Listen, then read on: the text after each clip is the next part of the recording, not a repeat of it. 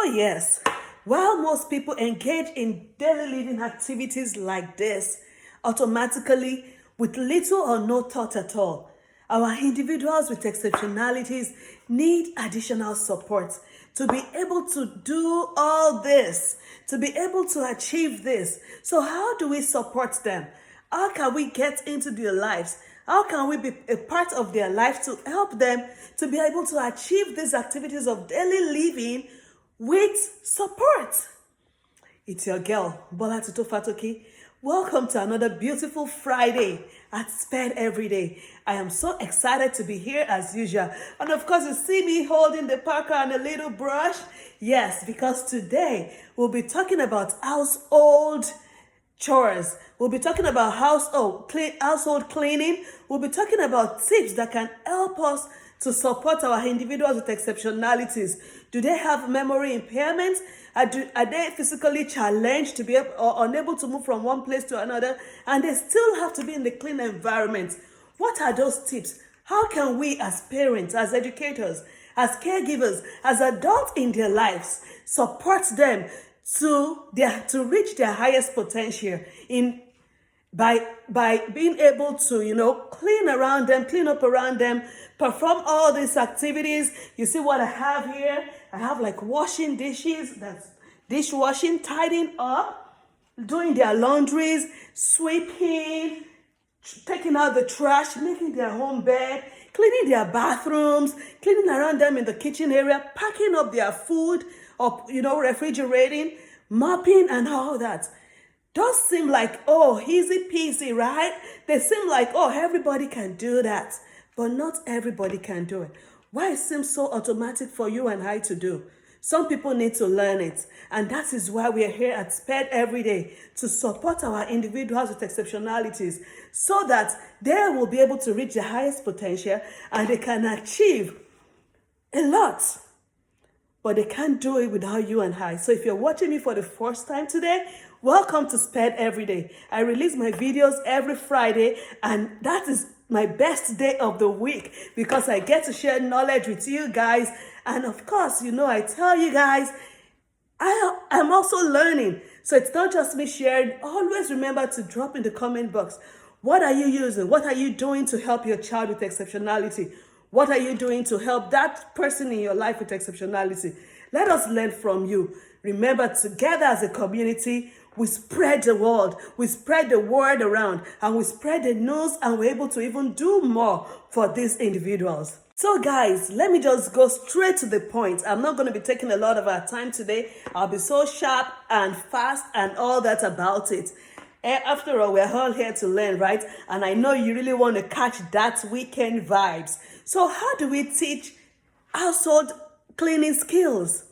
First of all, I already talked to you about what are those basic household chores that we want our child to know. What are those basic household cleaning skills that we really want them to know and understand and be able to perform, whether we're watching them or we are not there? We learned already about personal hygiene, right? We learned last week about cooking. Now we want to learn about those basic things that we need to do around the house. I always talk about inclusion, and I keep telling you, to be able to get included in the community, we need to be able to set our children up to a standard that even someone that does not know that they have a type of exceptionality would be so warm to welcome them, will feel so, safe around them as well. How would you imagine you walking into a dirty environment?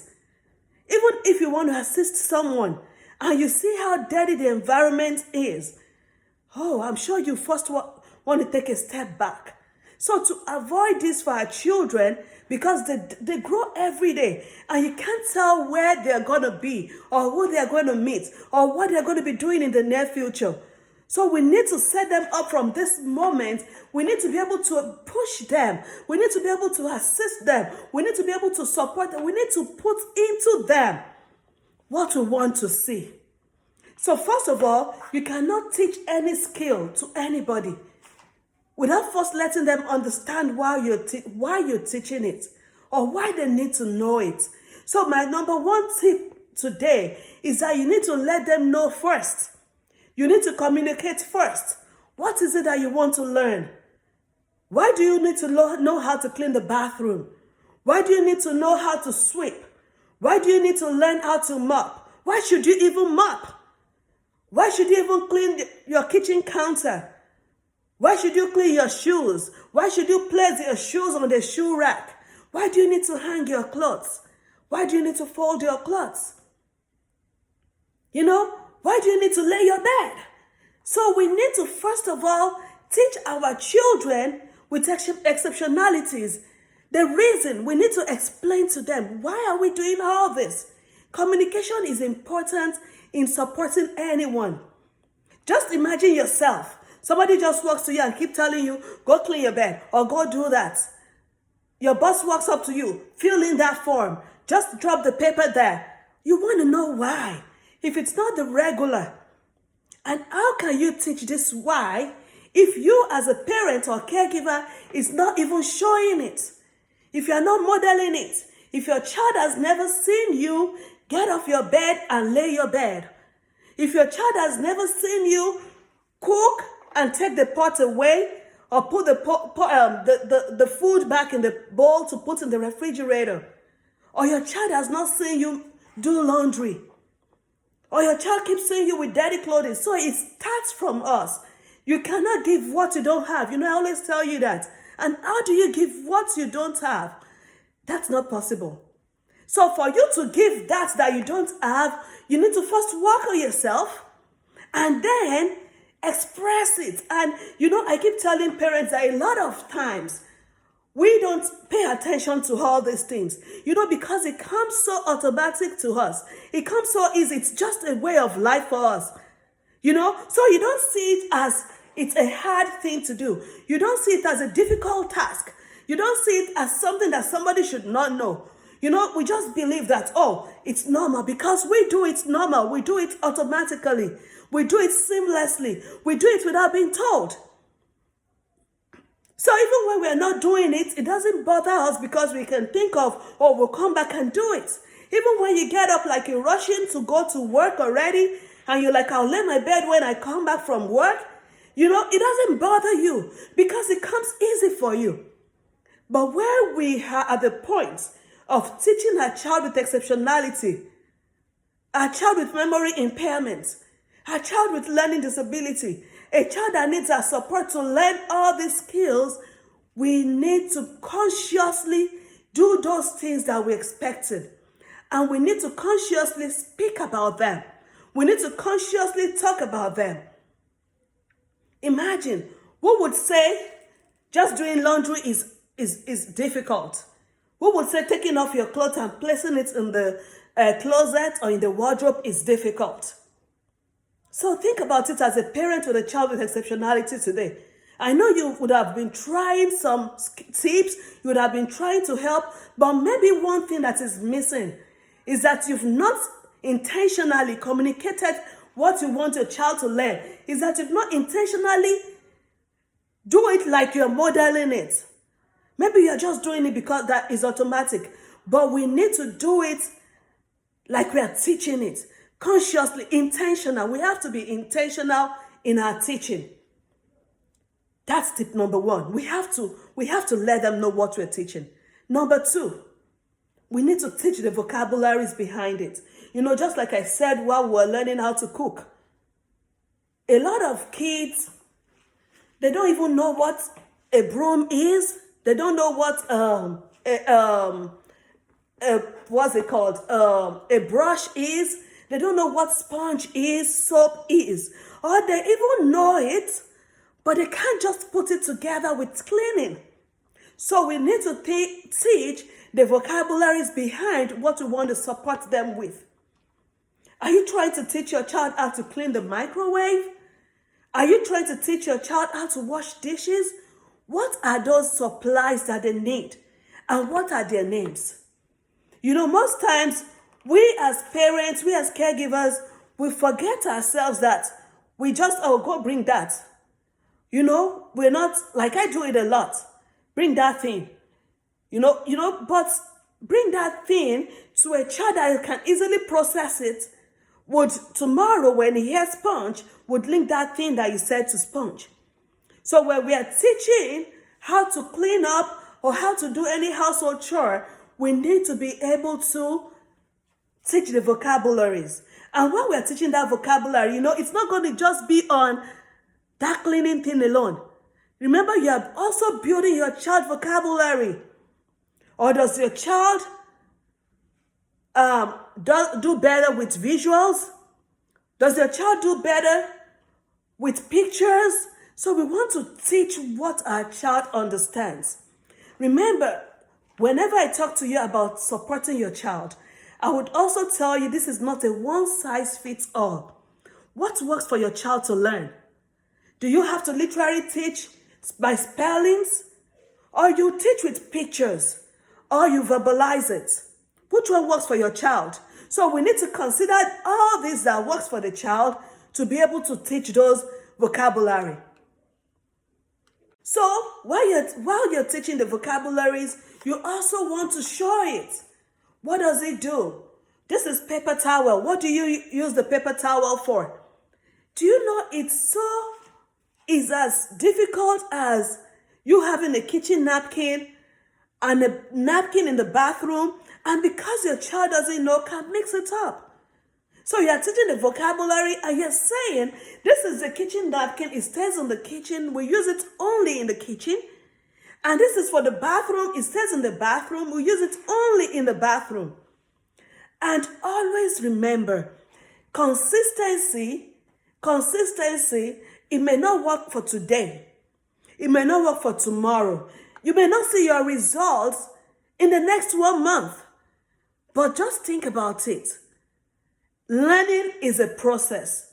Learning is a process. Learning is a process. When you put it in, don't expect to get it back today. But you'll be totally surprised when that child will do exactly what you want that child to do. So I talked about tell the child, communicate what you want to teach. Which household cleaning are you learning? Also, number 2, teach the vocabularies. Use pictures, verbalize it. And number 3, while you're teaching the vocabularies, show it to the child. Let the child see what it is. I told you, this is just a list. Part of what household cleaning entails. Few of what the household chores entails. So if we have a lot to go, we can't rush it. We can't force it. We need to take it one after the other. Number 4, do it in chunks. Do it in chunks. When I talk about doing it in chunks or breaking it down, I'm talking about don't overwhelm your child learning how to clean the room to learning how to clean the kitchen, the living room, and all that. You need to start small. You need to start from that main one where these children most times are, their environment. And so I always encourage parents, I always tell them the best place to start is like their toy station or their home personal space. So if your child is still little, they play with toys, they have a playroom, you want to start from there. You want to start with them picking up their toys. And when you do that, I always tell, a lot of people would come to me if they don't have experiences with supporting a child with exceptionality. They'll be like, oh, maybe you're just spoiling. Why would I want to give this child this for doing what he's supposed to do? Remember, doing that for a child with exceptionalities, a child with learning disability, is a huge task. Because for them to even process, for some children, they can't process while they play with toys and they have to clean it up again. So just imagine, think about that. Now, you need to think about how can I reward my child? I just said start simple, start in their own environment where they always are. So you want them to see that wherever you find yourself, you need to keep it clean. It's okay to play with the toys. It's okay to cut the papers. It's okay to do all that, but it's also okay to clean up. So we want to start. And How do we start from there? It starts by picking things up first. Pick up what you used. And as parents, we want to provide boxes. We want to provide buckets. We want to provide something for them that would differentiate a clean environment from an untidy one. So for example, if you're saying pick up your toys, you want to provide a container for this child so he can drop the toys in it, so that when this child finishes with what he's doing, he can definitely see that there's a difference. But if you just say pick up toys and just put that corner, he's still seeing those things on the floor. So I always encourage parents, if there's an area that you want your child to clean, if there's an area you want your child to tidy, always make sure you have something there that would show the child, that the child will be able to see when it's done, that, oh, you did it. You can reference it. Oh, do you know you just picked the toys from the floor and you put it in the right box? Oh, do you know you just washed the dishes and you put them in the dish drainer? Or do you know you just cleared up the plates or the food, the leftovers, and you put them in the refrigerator? So you want to show this child, so this child can see that, oh, I won, I did it. So start simple and start from the child's environment. Now you want to talk about all those little leaders. I just want to chip this in. You see me holding the brush and the packer. Yes, I just learned a particular skill. I've had difficulties teaching some kids how to be able to brush dirt off the floor. Not because, maybe because they're physically challenged to do that, some because they can't just see it, or they just don't know the litter is there. So, I was making my research and I found this and it thrilled me. And I'm like, oh, really? You can practice doing that?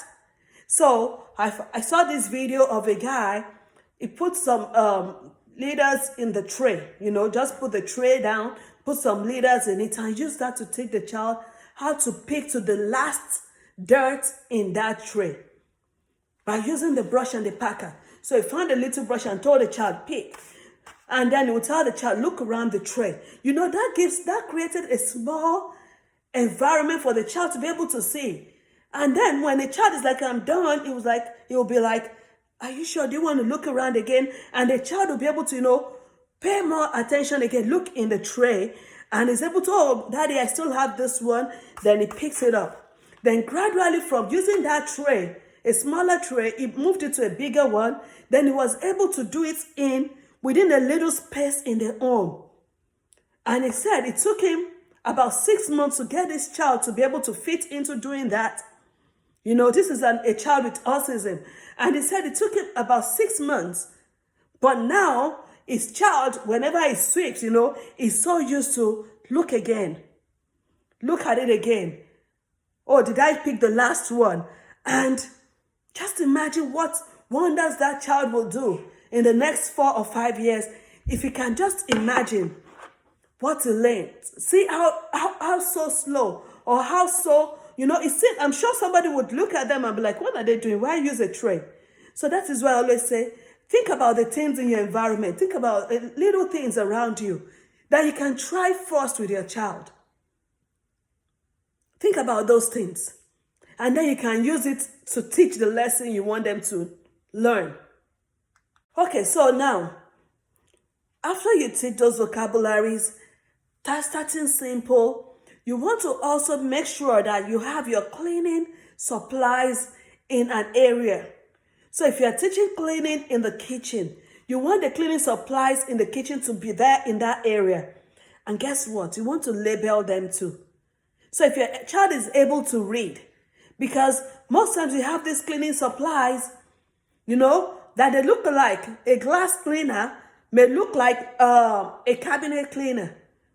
So you want your child to be able to differentiate, even if they are not looking at the label on the container. They know your handwriting. They know something you've taught them to be able to identify this cleaning supply.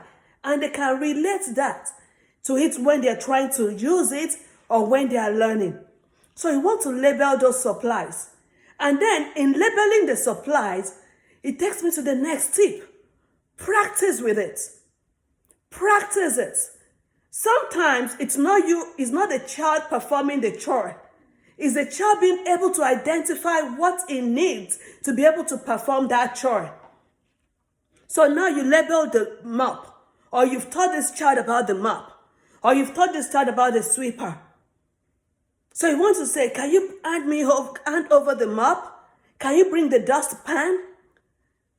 Can you show me the trash can? Or can you put this in the trash can? So sometimes it's not even them doing it. So that when they go to other environments and they see these supplies, they understand what it is for.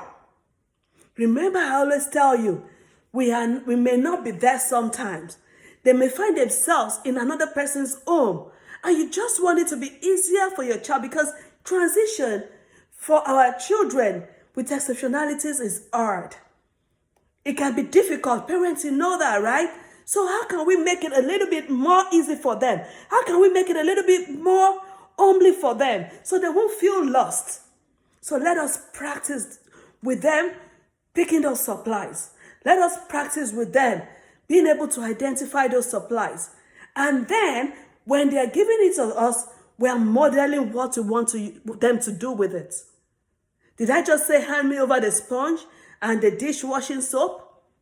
Okay, now I want to wash the dishes. And when you're washing the dishes, remember, for you know that you want to wash inside and outside. For your child, it may just be like the inside is what I ate in, and not think about the outside or the outer part of the plate. So you want to communicate that while you're practicing and modeling what you want the child to see. Are you tucking in pillowcases or pillows into the pillowcases? Why are you doing it this way, not that way? Why do you have to tuck the blanket or the bed sheet under the mattress? So we need to explain while we are modeling, while we are showing them what we want to see. We need to explain. And this explanation, one thing I've noticed with explanation is that when the child is performing that duty, is thinking of what mommy said, is thinking of what daddy said. You know, they can use that as a step-by-step analysis while they are working. So, but for some children, you know, this is taking me to the next tip. For some children, they are not able, because they are not physically able to move things around. They are not physically able to clean the cabinet, to sweep. Yes. But how can we help them as parents? You know, I've seen parents that will say, oh, but those tips don't work because my child won't even sweep. My child won't even do that. Are there alternative technologies that can help this child achieve that? Like a sweeper, like a robot? Do we have things like that in our environment? Then you want your child to learn timing. So if it is a time, you know, it's a different thing. You have a robot in the house. Your child is able to click on a button or an app on the phone. It's a different thing if your child, the robot is laying there and nobody's able to use it. It's another thing if you're able to teach your child, okay, at 9 p.m., you let it clean. At this time, you call the person. Maybe there's a cleaning lady or somebody that helps with cleaning around the house. But you just want your child to be aware that this is the time to clean up. Even if your child cannot perform that duty, it's always best to be able to involve them, to understand and to let them know this is what is going on in your environment. Sometimes we may think they can't hear us or they are not listening. But alone for a child with maybe that needs with hearing impairment or visual, for a child like that, you may think they can't see or they can't hear you. But being able to know that they are part of their environment and you care and you can tell them, even though they can't communicate or they are not telling you, it gives them that deep inside them. They can feel it. They can understand it. So we don't want to leave our kids behind. Let us always communicate what is going on in their environment. That helps. So, like I said earlier, I said start in their own environment. Don't move things too fast. If you are teaching about the kitchen area today, stay there, do it for some time, move it to the room area, move it to the laundry room, And how can we achieve all this as all? The main tip is scheduling. You want to create a schedule, you want to create a timetable that will fit into your child's timing. Most of our individuals with learning disabilities, they do well with autism, they do well with scheduling.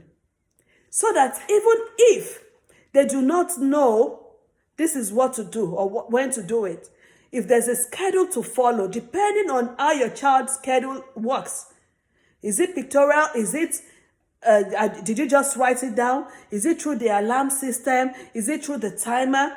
You want to create that schedule so that this child can understand that at 8 a.m., I'm getting up, I'm laying my bed.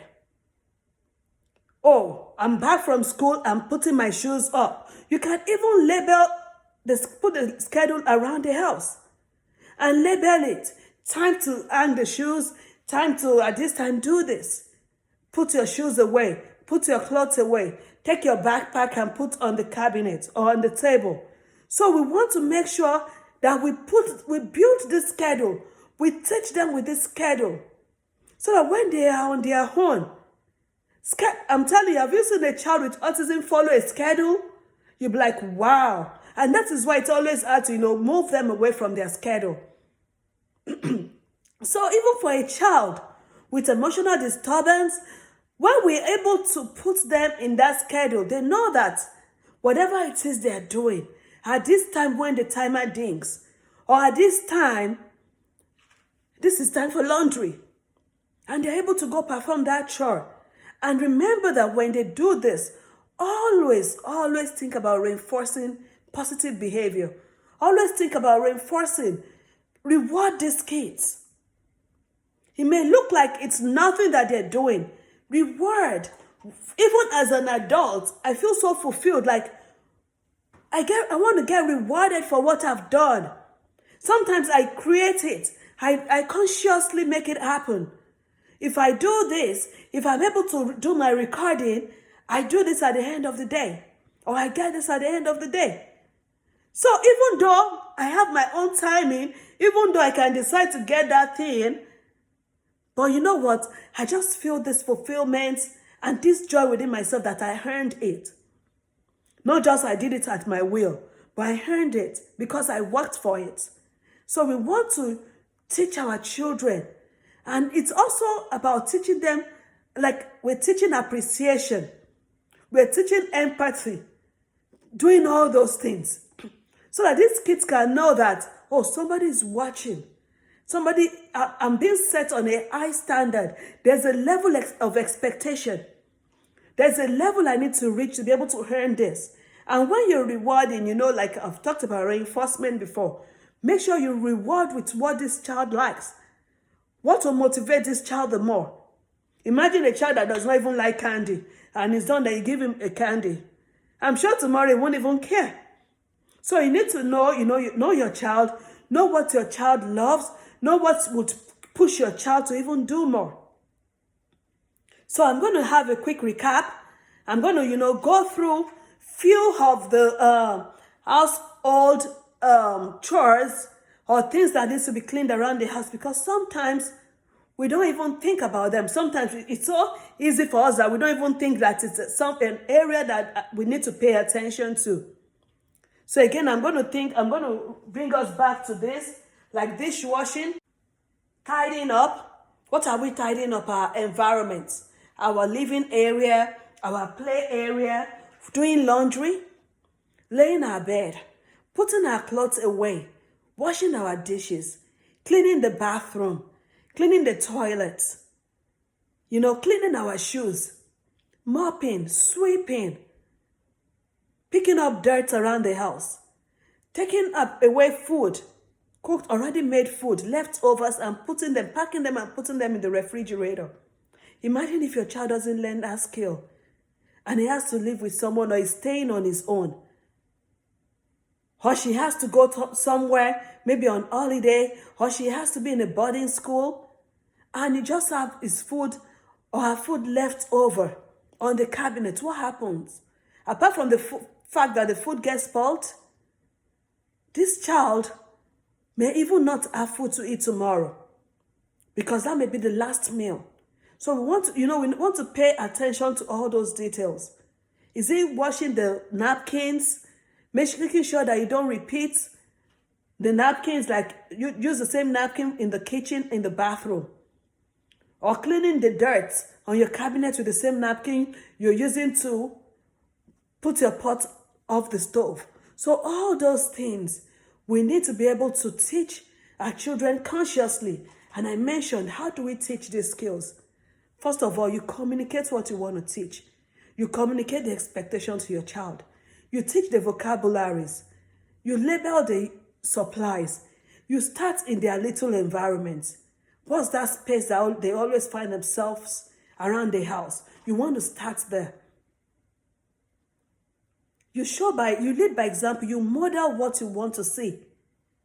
You make sure you put your supplies in different areas of the house where those supplies will be needed.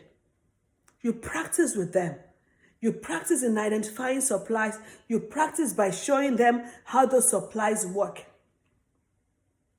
You show it in the house. You show it outside the house. You create schedules for them to follow. You set timers for them to follow.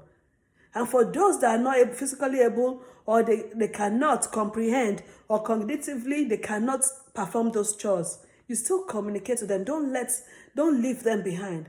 Just keep communicating to them. It's still learning. No knowledge is lost. So even if they're not repeating it or saying it, just know it's going deep down in there. And you have that fulfillment that your child is learning from you and you're supporting your child. And most importantly, parents, educators, caregivers, we need to think about scheduling. And when we do this, we need to think about doing it consistently with them. There's nothing, you can't get results if there's no consistency. We can't get results overnight. We can't get results thinking that, oh, I've done my best, I'm tired. We need to keep pushing as parents. And that is what I've told you today. Is there anything you're doing out there, parents, that is working for you and your child? Is there anything you're doing that I've not talked about today? Or you want other parents, other educators to learn from? Put in the comment box, guys. We're all here to learn. And one thing about learning is that you never know who needs it. And you may even be teaching your child's teacher today with your comments. That teacher may see it. You may think, oh, I'm not in the state of this, or I'm not in that state, or I'm not in that city. So we may never come across each other. But one thing is that somebody may be watching that would be housing your child in the next 10 years, and maybe sharing that tip can help this person understand better how we support our children with exceptionalities. So don't just watch this video and keep it to yourself too. Make sure you share your experiences, and not just that, make sure you subscribe to my YouTube channel. Make sure you share this video. And some people will tell me, oh, but I don't have friends, or I don't have people around me that have exceptionalities, or I don't know anybody that does have it. One thing you should know is that even if those people don't have a child with exceptionality, they may have a cousin or family. So you don't know who you are blessing. So don't hesitate to share this video. Just share it anyway. And let's see where it goes. Let's see who gets the information that is able to use it for their child, or their cousin, or their family, or their friends, or to serve and help the community at large. Thank you again for watching me today at Sped Every Day. As usual, I'm so excited. I look forward to your comments. I look forward to you subscribing. I look forward to you sharing this video. And I look forward to seeing you here again next week, Friday. Again, your girl, Bola Tito Fatoki. Love you and have a wonderful weekend.